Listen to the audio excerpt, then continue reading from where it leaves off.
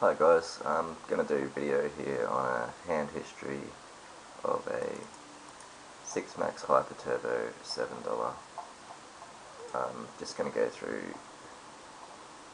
some strategy in these because I haven't really seen a lot on the internet, and I think they're pretty good for building a bankroll because you can get through so many of them.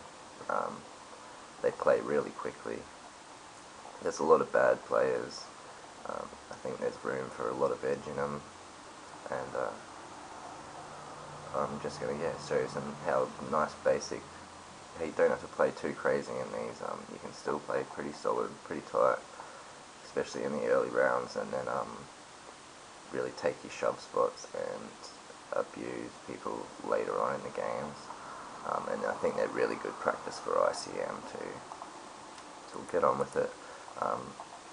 Here with King Jack, we're in the cutoff, but first hand in these I'm really not looking to steal. You just get reshoved on really wide, or you just get reshoved on a lot, and you get flat called a lot, and people don't really seem to go away that easy.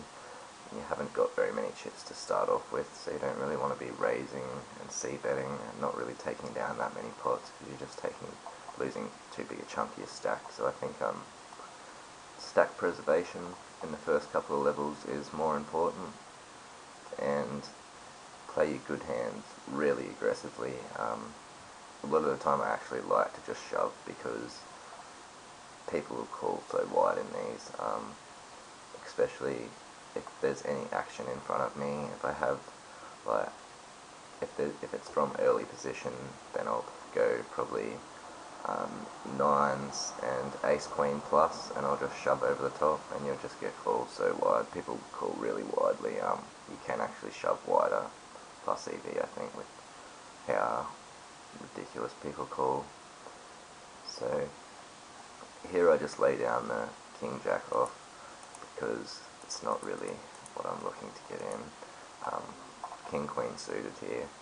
I would raise this up if it was folded to me, but I'm not going to limp behind just because people are going to shove so often, or at least raise, and we haven't got many chips, so we're looking to preserve. Ace 5, no need to get involved there.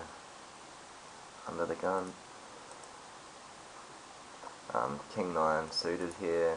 On the button, I would raise this up if it was folded to me, about 44, and just try and steal the pot. I like to keep my raises really small, just like 2.2 big blinds I think is good. Min raises I find you get called by just about anything, but even just by putting in an extra 4 chips, it seems to make people go away a little more often, so sort of keep the pot small and get that result that you're looking for a bit more often when you are looking for a fold. And here's just an example of how wide people are going to get in. I assume he's getting it in or something here. They've got the percentage up. He just limps with ace jack. I don't really get why people are limping in these things. He min raises out of position with a bad ace. Plays pretty bad in these. I won't get into it too much. It'll be a split pot, but if you shove that ace jack there, that guy's he's pretty likely to call with the ace 7, so that's why it's so profitable. I don't like shoving ace jack under the gun though, when it's only 10-20, but in the cutoff or hijack, I'll shove definitely ace jack suited, and from the button I probably prefer to raise to 44 and then call, just to mix my range of when I'm raising junk hands, like, or hands I'm willing to fold, like King 9 suited and whatnot from the button. So I'll raise and call with hands like ace jack, and hands like ace king and that, a lot of the time I'll just shove because I don't like getting flattered, and people flat too often, and they'll call just as wide as they'll reshove basically, from what I've seen. And I've played a couple of thousand of these now.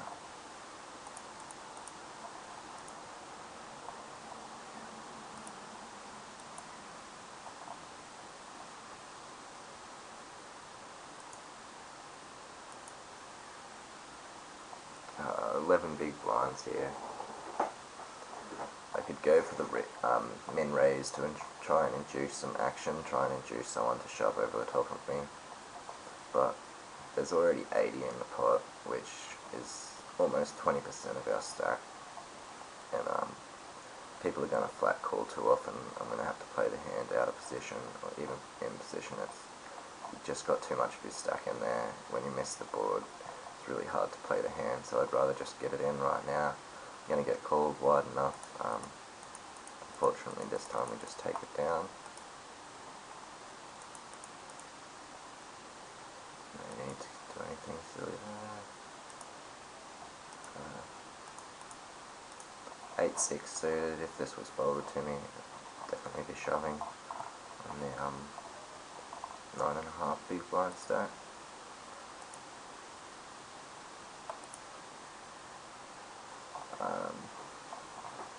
This hand here, I think, is actually quite interesting.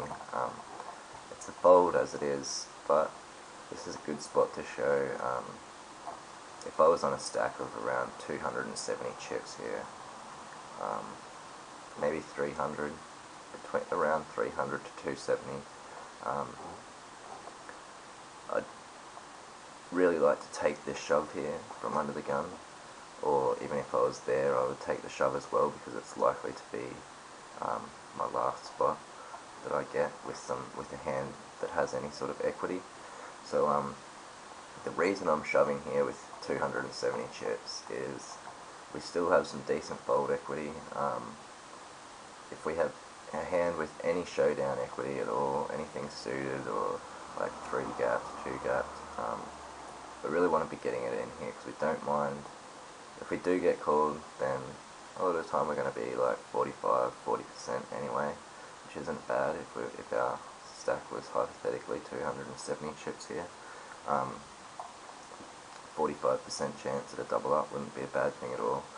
And we're going to take the 120 chips, which is about 40% of our stack for the 270.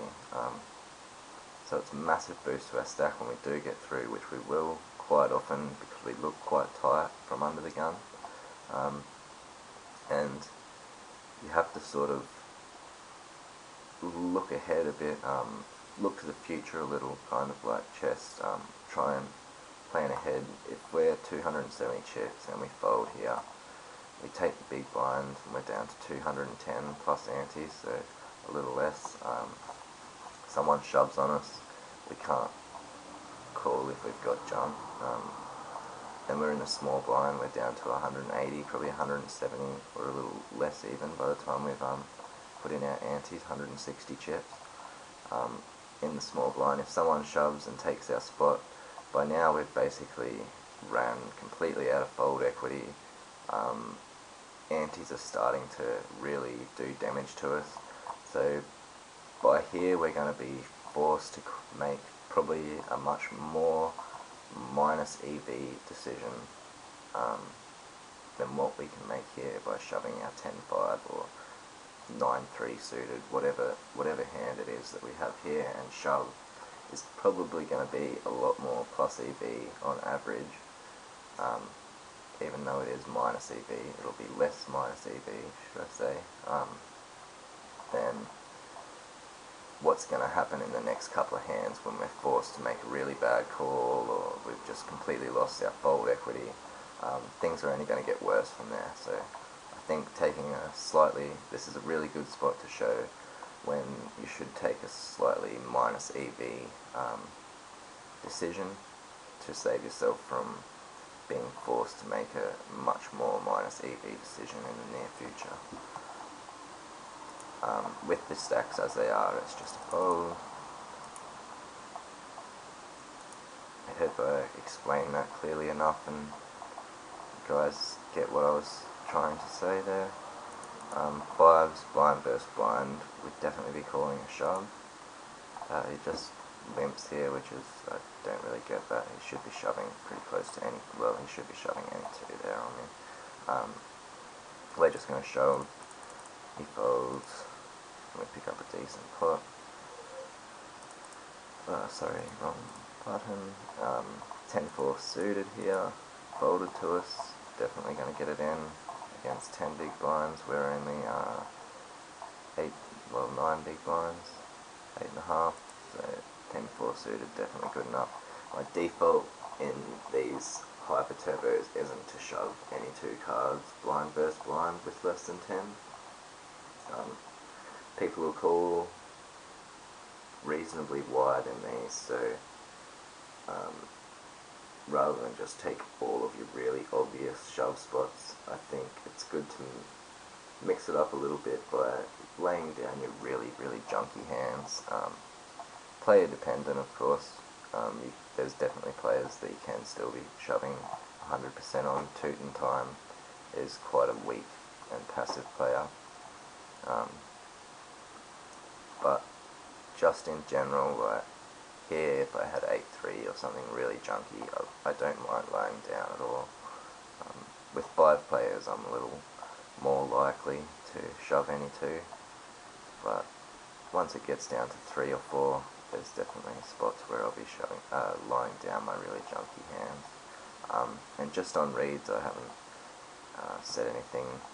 The only players I've played with are Grand Prix and Tootin' Time.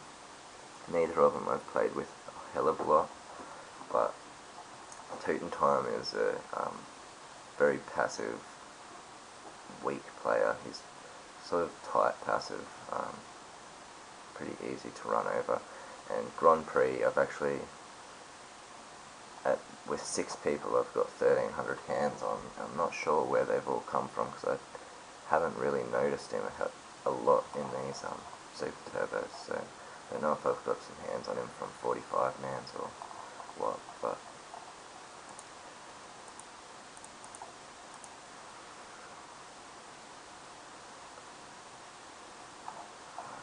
just going to have a look at this hand, because it looks like Tootin' gets it in again. Here we have just a min raise, which is really bad. You just want to shove. There's 120 chips in the middle, which is like, again, 20% of his stack. Yeah, 20% of his stack in the middle, even with 600 chips, so a little more for him. So there's just no need to be doing anything silly here. You have no room post flop. You might as well just shove now and either take it down, or if you get called by something worse. Here he just min raises. Still a really bad call. There's just no need for this. Sort of play in these, you're way too short. He flops middle pair, leads out, and gets flat called, which again is just terrible. This is just an awful hand. He should definitely just be shoving over the top here with top pair, such a draw heavy board. By the time he bets, there's more in the pot than what's in his stack, so he's completely committed. There's no reason for him to do anything else but just to get it in here.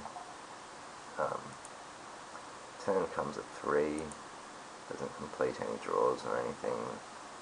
Obviously 9-7 already got there on the flop. Now he just leads 120, which is, I don't know why he's trying to suck action out of this guy on such a draw heavy board. Just put your chips in. You've only got a third of what's in the pot. Gets black call and king on the river, and Marat gets taken out, but that was just a really poorly played hand by both players, and he got nothing less than he deserved, really. So down to 4. Ace-8 here in the cutoff, 10 big blinds. Ace-8 is a shove. It's a closer shove than it looks at first glance, I think. When most people see ace-8 here in the cutoff with 10 big blinds, it's kind of a snap shove, and with ace-8, it is definitely at that shove point, but I think it's a lot closer than people think. Around ace-7 is really about the cutoff point, I think. Here, ace-6 is where you're going to start to, a majority of all these guys' calling ranges right here is going to be like a7 plus, a6 plus. So when you're shoving your smaller aces, sorry, a6 plus like basically any pair, so apart, they might even, well, they'll probably be folding like their 2s and 3s, might be folding their 2s and 3s, and maybe even 4s, maybe not 4s, but there will be players out there folding 4s for 10 big blinds, that don't want to take the 50-50 race. And generally when we're shoving ace7 or ace6 here and we get called, we're going to be in really bad shape. We're going to run into like king-queen suited, something like that every now and then, and be slightly ahead, but most of the time when we get called, we're just going to be in really bad shape. So a good way to lower variance here is to lay down your small aces that might even be very slightly plus EV, like ace6 off would probably be very slightly plus EV shove here, but it's really going to increase variance, and you're not really going to gain that much out of shoving it. So here I'd much rather something like jack-10 suited or something than ace6, just because it's going to run a lot better against their calling range. Ace8 as it is definitely a shove. Folder to Grand Prix here. He is probably shoving very close to 100% here. He should be shoving close to 100% here. And chip EV, we might be slightly plus EV to call, but when we're calling, we only have we only have showdown equity. Sorry. So when we do make a mistake by assuming a player's range is something that it's not, our mistake's going to be a lot larger than when we make a slightly bad shove versus a slightly bad call. The edge is a lot better when we're shoving because we have two things. We have fold equity and we also have showdown equity. When we're making the call, we lose that fold equity, so we only have the one way of winning. We only have our showdown equity and we've lost all our fold equity. Obviously fold equity plus showdown equity is going to equal a lot more plus EV spot than just showdown equity by itself. So here we fold, and next hand we pick up 10s in the small blind, shoving basically any two here, close to 5 big blinds. When they're this low, I basically probably will shove any two. I might even still fold some of my really cappy hands, like my bottom 5 or 10%, but definitely shoving at least 90% here. So should be getting called reasonably wide, but unfortunately he has jumped. 9s, under the gun, easy shove, any pair there.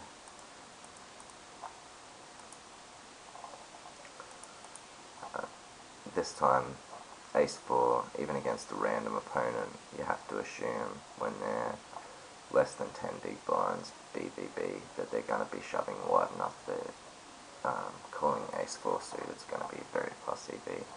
This guy shoved on us last time. I have got quite a few hands on him with 6 and 5 players, which is quite strange considering there's only 22 with 4 players. But he definitely should know what he's doing and be shoving really close to 100% there, so definitely snap call on our ace-4. And we hold, pick up 6s the next hand, easy shove. We're on the bubble here now, rather than just jump right into things. We've got a really good situation now. We're just gotten to the bubble and we've got a really good stack with a chip leader. Blinds are up.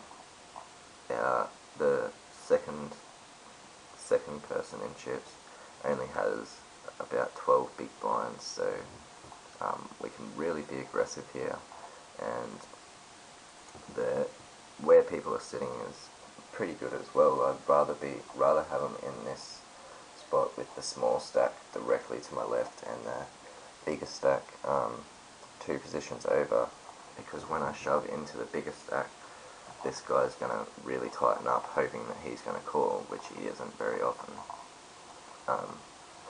So it gives me a little more leverage over the both of them. I think I can still shove any 2 versus this guy.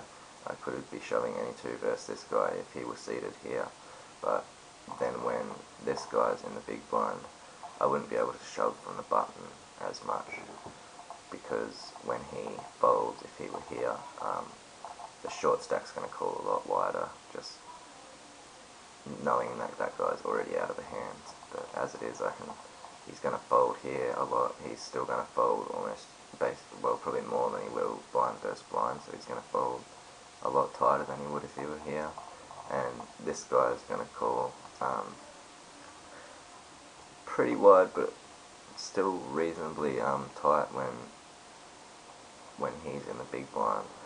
And I'm not going to mind getting it in 50-50 against him at all, just because if I take him out, then we go straight to heads up, and I've got a good lead, so I'm going to be able to put a lot of pressure on him when he's there.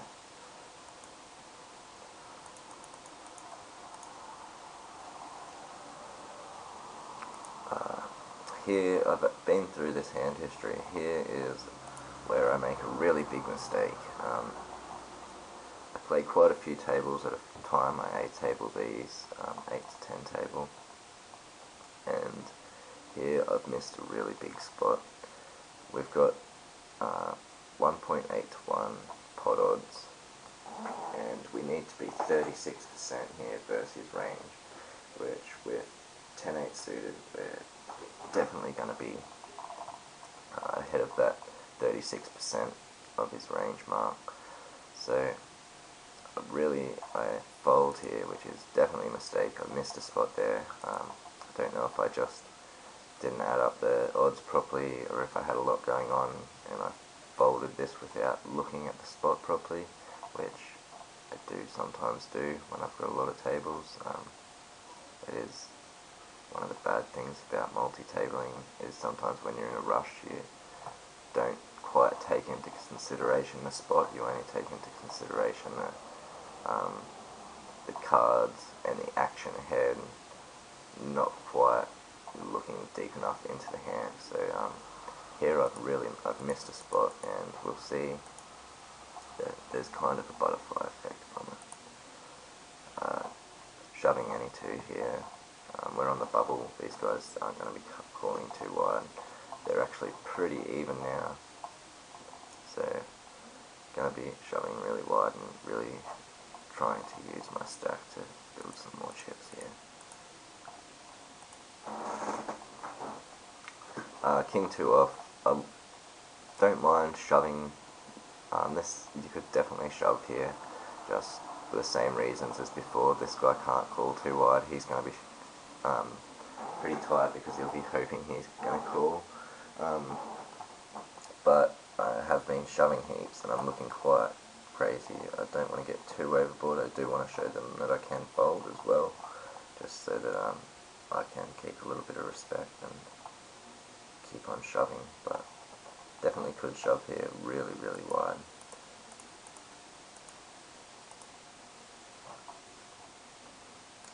And here's where we see the butterfly effect. Here it's actually the exact same spot as last time. Ironically, he's got the same hand as I had, but again I've got 1.81 to 1 odds and need 36% equity. This time I've got Jack 9 off, which actually has probably a little worse equity against his range than the 10-8 suited that I had last time. So this time I've obviously picked up on the spot. Not really sure why I missed it that last time around. It's something that I guess I'll pick up by doing these videos and going through these hand histories these ways. But here we definitely call, and here I'm ahead, which I could have been last time with 61%. He would have been shoving really, really wide. We call, and unfortunately lose the pot, and now he's on pretty much 1,000 chips. Things are pretty even now, which is exactly how things would have been if I had called last time and lost. Then this time around, he probably still would have shoved his 10-8 suited. I obviously would have had to fold because he would have had a lot more chips, and things basically would have been exactly the same as they were now, whereas if I called last time and won, then we'd be in heads up right now. So a big mistake by not calling last time. I've had to call the next time around. Things haven't worked out. They may not have last time, but things couldn't have been any worse. That we'd be in exactly the same situation, whereas if things worked out last time around, we'd be in heads up right now. But now we just want to keep the pressure on. King 7 suited, BBB, obviously we're definitely putting that in. 7-9, if this was suited, I'd be snapping it in. Definitely want to keep a lot of pressure on these guys still. They're really even stacked, so still going to be trying to outlast each other to the money. Hope the other one gets knocked out first.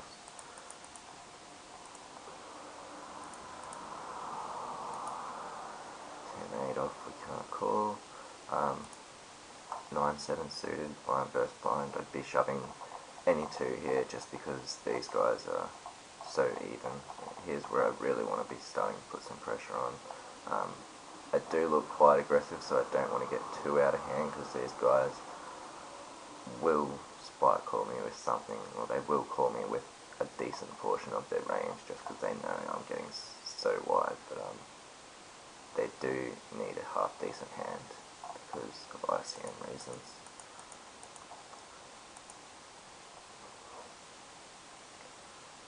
Suited again, I would definitely shove here, just because their stacks are so even. We could shove again, but just don't want to look too crazy. We do want to look like we can fold a hand.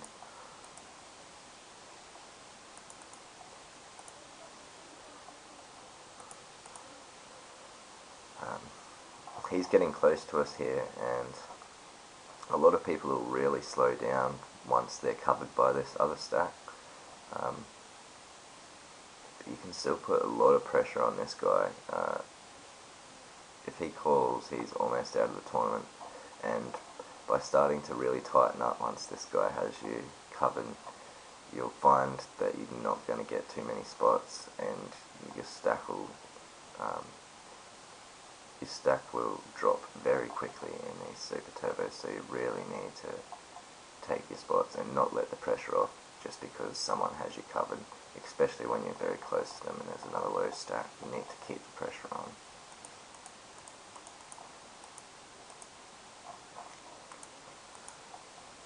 This here, 2-2 should be shoving any 2 here, especially against this guy. He's really not shoving that much. He's only got 5 big blinds here, so I really can't see him calling. He'd probably have to be calling about 50% here, maybe even wider to make it unprofitable for 2-2 to shove, so he should definitely be shoving any 2 here, taking down a good portion of his stack and keeping the pressure on, keeping his stack down instead of just giving him free chips. Tootin' Time definitely should be shoving any 2 versus me here. He's just missed out on 180 to 116 chips there, so any 2 there with 5 big blinds on the bubble, especially when you're the low stack, you should be shoving any 2. There's 33% of his stack in there, so again, just keeping the pressure on, especially now that he's lower. I am getting pretty decent hands in these spots, but regardless, even in without having all these half decent hands that look like easy shoves, I'd be shoving pretty close to 100% in all these spots where I've been shoving, like with the King 7, like the blind versus blind, and on the button I was still shoving very wide, but I just want to sort of mix things up a bit too and not look like I'm getting too out of control. helps when you're picking up quite a few good hands, obviously. Here we're getting 1.75 to 1 basically, so it's getting close to 2 to 1.